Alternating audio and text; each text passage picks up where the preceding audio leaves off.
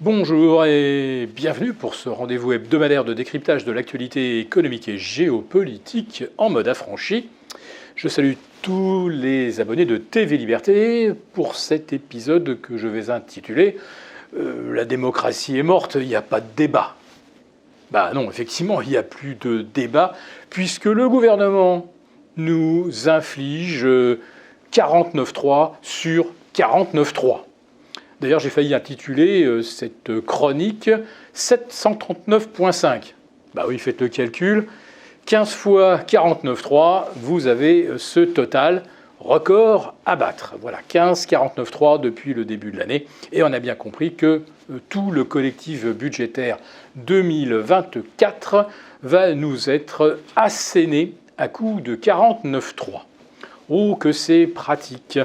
Car ça évite évidemment de débattre de la moindre option budgétaire, des orientations sociales ou antisociales, des décisions qui n'ont, semble-t-il, pour but que de rassurer nos créanciers. Et puis surtout, ça permet à l'État de venir nous piquer de l'argent sans que nous n'ayons rien à dire.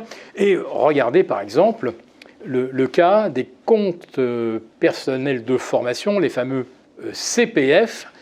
Le gouvernement avait envisagé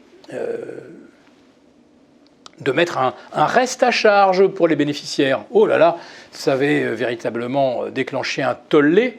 Eh bien, un mois après, le gouvernement y revient et compte bien effectivement facturer une partie de ces CPF que les salariés ont déjà financé de leur poche. Donc on va leur reprendre de l'argent. Et là, plus moyen de faire marche in arrière au gouvernement. On aura donc le droit à un 49.3. En ce qui concerne l'Agirc Arco, on se pensait à l'abri d'une nouvelle initiative. Le gouvernement voulait piquer une partie des fonds excédentaires de l'Agirc Arco, caisse des cadres bien gérée, comme il l'avait déjà fait avec la caisse des avocats. Il avait dû reculer face à la fronde des syndicats et de tous les acteurs du paritarisme. Qu'est-ce qui l'empêche d'y revenir et de faire passer ça également à coup de 49.3 ?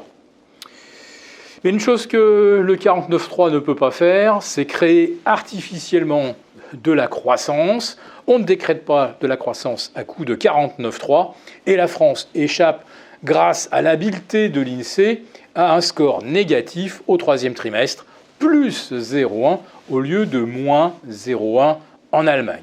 Et en ce qui concerne les déficits, là aussi, on ne peut pas les supprimer à coup de 49.3 et la France continue de s'enfoncer.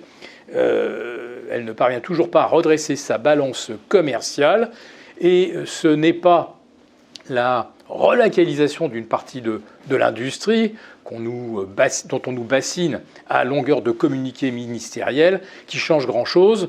Pour 2 ou 3 000 emplois relocalisés, nous en perdons 10 à 15 000 dans les forces vives, c'est-à-dire le tissu des PME, PMI, avec une hécatombe, un tsunami de dossiers, de dépôts de bilan qui encombrent aujourd'hui les tribunaux de commerce. Bon, voilà pour la France, mais ce n'est pas tout.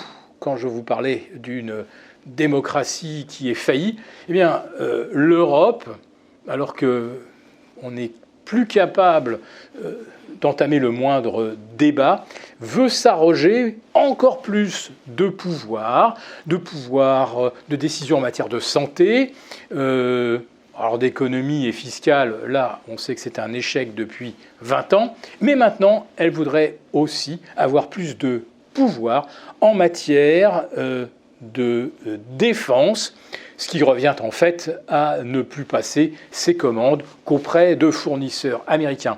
On l'a bien compris avec les Allemands, une Europe dont la voix est totalement inaudible, qui ne pèse plus rien, et ça, on le voit avec le conflit israélo-palestinien. Oui, on parle souvent du conflit Israël contre Hamas, mais enfin, ceux qui meurent par milliers, ce sont bien des Palestiniens.